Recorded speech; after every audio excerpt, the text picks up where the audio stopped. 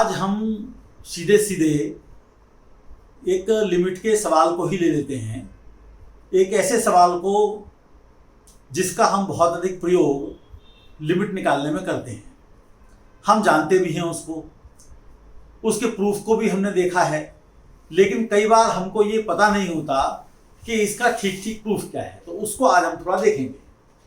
तो मैं प्रूव करने जा रहा हूँ limit x tending to 0 sine x upon x।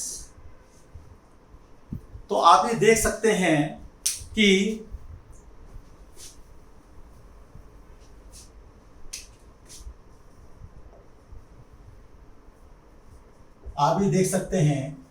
ये जो फंक्शन है साइन x अपॉन x, ये एक इवन फंक्शन है, यानी सम फलन है, यानी कि x पॉजिटिव के लिए और नेगेटिव के लिए सेम आंसर आएगा, चाहे आप π/6 रखो x को, चाहे -π/6 रखो। इसलिए हम ये मान सकते हैं कि ये 0 प्लस है, यानी x 0 की तरफ जा रहा है, पॉजिटिव क्वांटिटीज की तरफ।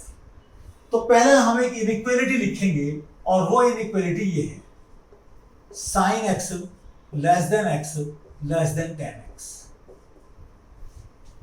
आप चाहें तो इसे वेरीफाई भी कर सकते हैं, और ये जो है x की वैल्यूज इस प्रकार से हैं। वेरीफाई करने के लिए मान लीजिए कि आपने x को π/6 लिया, तो π/6 पर ये 1/2 यानी 0.5 हो जाएगा। ये π/6 है तो इसे π/6 ही रहने दो, और ये 1/√3 हो जाएगा। तो आप ये देख सकते हैं कि ये चीज ट्रू है। तो ऐसे ही आप कुछ भी x रखेंगे 0 से लेकर π/2 तक, तो आप देखेंगे कि वो ट्रू है। अब आप चाहें तो अपनी किताब से आप ये देख लें कि इसका प्रूफ क्या है कि 0 से π/2 के बीच में ऐसा होता है। अब देखिए, इससे मैं एक नई चीज निकालता हूं। इसे मैं sin x upon cos x लिखता हूं और x को मैं नीचे ले जाता हूं।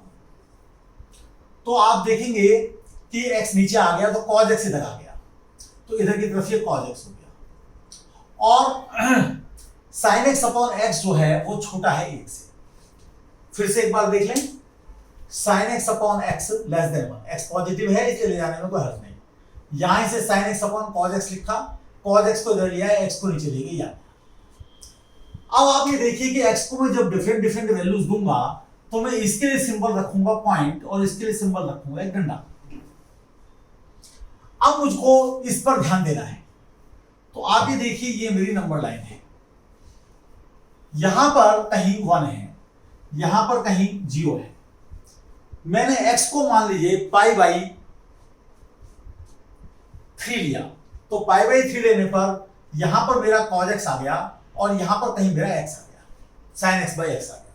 तो ये मेरा cos x है डंडे वाला, और ये मेरा पॉइंट वाला sin x अपॉन x है, जब मैंने x को π/3 रखा। अब जब मैं x को छोटा करूंगा, क्योंकि x को 0 की तरफ जाना है, तो cos x बढ़ेगा।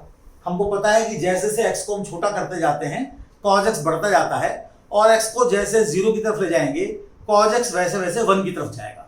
तो अब मैंने x को इतना छोटा लिया कि मेरा cos x यहां पहुंच गया। अब sin x/x की मजबूरी यह है कि उसे cos x और 1 के बीच में रहना है, यानी इसको इसके बीच में रहना है। तो मान लीजिए कि वो यहां पर आ गया। अब मैंने x को और छोटा लिया, और जानबूझकर इतना छोटा लिया कि cos x यहां से हटकर यहां पहुंच जाए। तो उस स्थिति में मेरा sin x/x बीच में कहीं पहुंच जाएगा। अब मैंने x को और छोटा किया, क्योंकि अगर मैंने x को बिल्कुल 0 कर दिया होता तो मैं यहां नहीं होता, फिर मैं यहां होता।